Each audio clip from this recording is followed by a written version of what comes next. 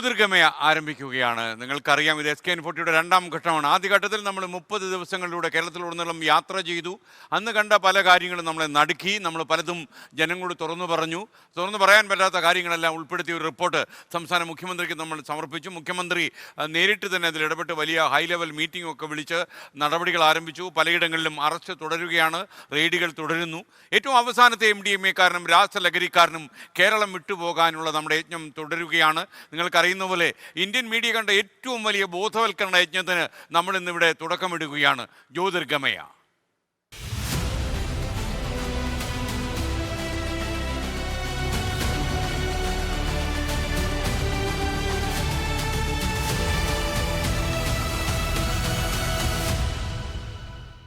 ഒരു കൊല്ലം നീണ്ടുപോകുന്ന ഒരു ബോധവൽക്കരണ യജ്ഞമാണ് നമ്മളിവിടെ തുടങ്ങുന്നത്. എല്ലാവരും, കേരളത്തിലെ ഒരു വിഭാഗം ജനങ്ങൾ മാറി നിൽക്കാതെയുള്ളൊരു യജ്ഞ പരിപാടിയാണ് ഇത്. ഒരു അഖണ്ഡ യജ്ഞം എന്ന് വേണമെങ്കിൽ പറയാൻ. നിർത്തുന്നില്ല നമ്മൾ. ചില ആൾക്കാർ പറഞ്ഞു ഒന്നാം ഘട്ടം അവസാനിക്കുമ്പോൾ നമ്മൾ വാലും ചുരുട്ടി വീട്ടിൽ കയറുമെന്ന്. നമ്മൾ വാലും ചുരുട്ടാതെ തന്നെ വീണ്ടും ജനമധ്യത്തിലേക്ക് ഇറങ്ങുന്ന കാര്യം അത്ര അപകടകരമായ ഒരു സാഹചര്യം കേരളത്തിൻ്റെ സമൂഹത്തിലുണ്ട് എന്ന് നമ്മൾ മനസ്സിലാക്കുന്നു. അതുകൊണ്ട് തന്നെ നമ്മൾ ഈ യജ്ഞം രണ്ടാം ഘട്ടത്തിലേക്ക് പ്രവേശിപ്പിക്കുകയാണ്.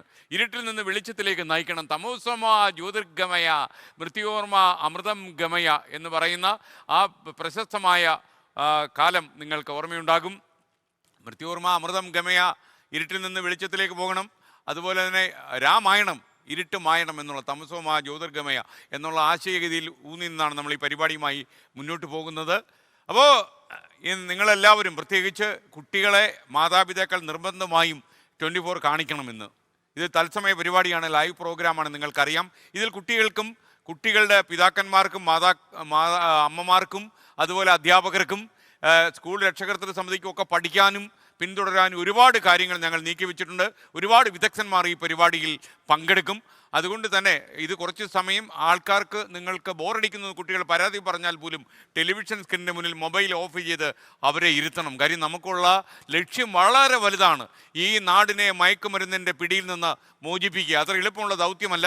സർക്കാർ സംവിധാനങ്ങളുടെ സഹായത്തോടെ, സർക്കാർ മിഷനറികളുടെയും വിവിധ സർക്കാർ വകുപ്പുകളുടെയും പിൻബലത്തോടെയാണ് നമ്മൾ ഈ പരിപാടി ഇന്ന് ഈ മണിയുടെ മീഡിയ സീറ്റിൽ 12K വിസ്താര സ്റ്റുഡിയോയിൽ നിന്ന് ആരംഭിക്കുന്നത്. എനിക്കൊപ്പം 2 അവതാരകർ കൂടി ചേരുന്നു. നമ്മുടെ ചില അവതാരകരൊക്കെ ഇന്ന് നമുക്കൊപ്പം ഈ പരിപാടി ലൈവ് ഉണ്ട്. 30 ദിവസം നമ്മൾ നടന്ന യാത്രയിൽ 24 അവതാരകരെല്ലാം ഉണ്ടായിരുന്നു.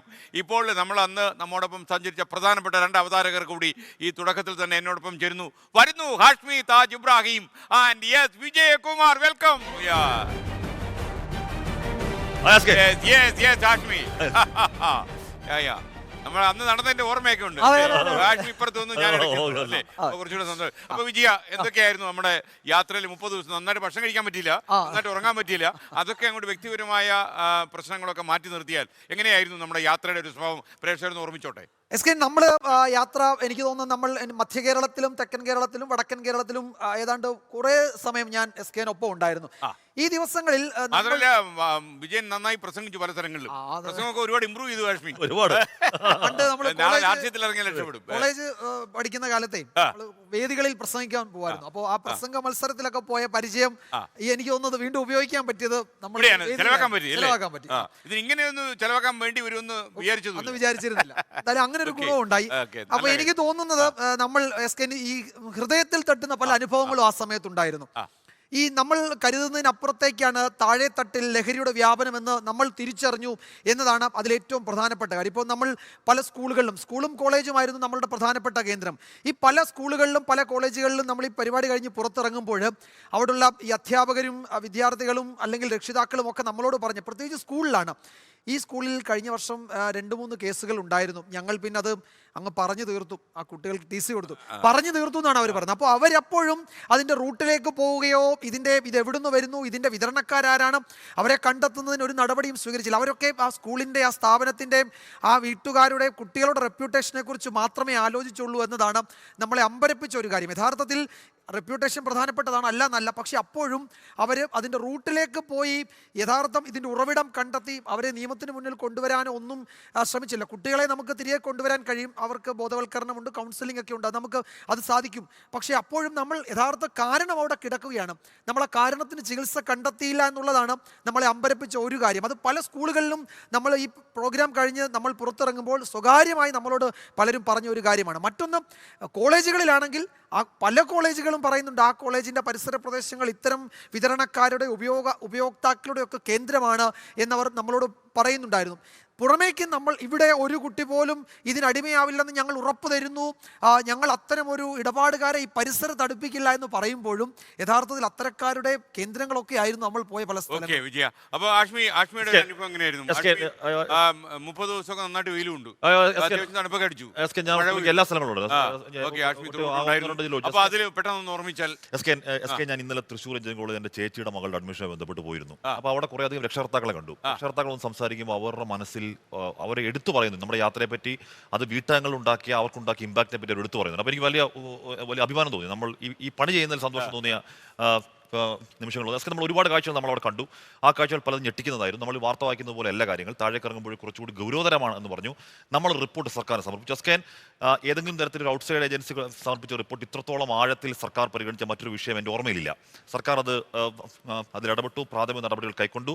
അത് കഴിഞ്ഞ് അസ്കൻ അത് സർക്കാർ ക്രോഡീകരിച്ച റിപ്പോർട്ട് കുറഞ്ഞത് 6 വകുപ്പുകളായി ഇപ്പോൾ കൊടുത്തിരിക്കുകയാണ് ആക്ഷൻ ടേക്കിന് വേണ്ടി.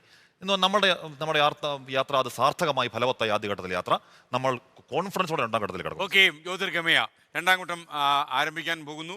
അതിനു മുമ്പ് നിങ്ങൾക്കറിയുന്ന പോലെ നമ്മുടെ എല്ലാം ആരാധനാപാത്രം എന്ന് വേണമെങ്കിൽ പറയാവുന്ന മലയാളം കണ്ട ഏറ്റവും നല്ല വിമർശകരിൽ ഒരാളായ നിശ്ചിതമായ വാക്കുകളിലൂടെ മലയാളികളെ അത്ഭുതപ്പെടുത്തിയ എഴുത്തുകാരൻ സാനു മാസ്റ്റർ, കുട്ടികൾക്കൊക്കെ തന്നെ വളരെ പ്രിയപ്പെട്ട ഗുരു, അദ്ദേഹം ഇന്നലെ അന്തരിച്ചു. ഇന്നിപ്പോൾ അദ്ദേഹത്തിൻ്റെ പൊതുദർശനം നടക്കുകയാണ്.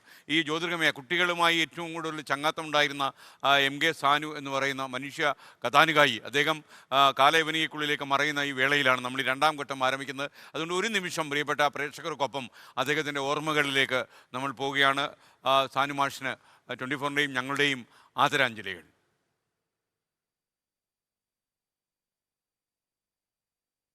അപ്പോൾ ഒരുപാട് കാലം, പതിറ്റാണ്ടുകൾ തന്നെ കോളേജിൽ വിദ്യാർത്ഥികൾക്ക് വേണ്ടി ജീവിതം ത്യജിച്ച അദ്ദേഹത്തിൻ്റെ ഓർമ്മകൾ മനസ്സിൽ സൂക്ഷിച്ചുകൊണ്ട് കുട്ടികളെയൊക്കെ തന്നെ ഇരുട്ടിൽ നിന്ന് വെളിച്ചത്തിലേക്ക് നയിക്കണമെന്ന് ആത്മാർത്ഥമായി ആഗ്രഹിക്കുകയും നടപ്പാക്കുകയും ചെയ്ത ഈ മഹാഗുരുവിനെ ഓർമ്മയിൽ നിർത്തിക്കൊണ്ട് തന്നെ നമ്മൾ ഈ ജ്യോതിർഗമയ ഇവിടെ ആരംഭിക്കുന്നു. അദ്ദേഹം അന്തരിച്ചെങ്കിൽ പോലും അദ്ദേഹത്തിന് അനുഗ്രഹാശംസകൾ ഉണ്ടാകും എന്ന പ്രതീക്ഷയും നമുക്കുണ്ട്. നിങ്ങൾക്കറിയുന്ന പോലെ ഒന്നാം ഘട്ടം കേരളത്തിൽ ഉടനീളം നടത്തിയ ഒരു അവബോധം അത് ചില്ലറയായിരുന്നില്ല. മാത്രമല്ല പല കോട്ടകൊത്തളകളിലേക്കും ഇതേപോലെയുള്ള നെറികെട്ടന്മാർ വാഴുന്ന പൊന്നാപുരം കോട്ടകളിലേക്കും ഒക്കെ നമ്മൾ കടന്നു ചെന്നു. ആ കോട്ടകളൊക്കെ ഇപ്പോൾ ഒന്നൊന്നായി എക്സൈസ് കയറിക്കൊണ്ടിരിക്കുന്നു എന്നുള്ള സന്തോഷകരമായ വാർത്തയുണ്ട്. അതുപോലെ പോലീസ് സംവിധാനവും ആഭ്യന്തര വകുപ്പൊക്കെ അവരുടെ പിന്നാലെ ഉണ്ട്. ലോകത്തെവിടെയായാലും ഏത് സമയത്തും 24 വാർത്തകളും ഓഗ്മെന്റഡ് റിയാലിറ്റി പാക്കേജുകളും എക്സ്പ്ലെയിനറുകളും വിശദമായി കാണാൻ ഞങ്ങളുടെ യൂട്യൂബ് ചാനൽ നിങ്ങൾക്ക് സബ്സ്ക്രൈബ് ചെയ്യാം.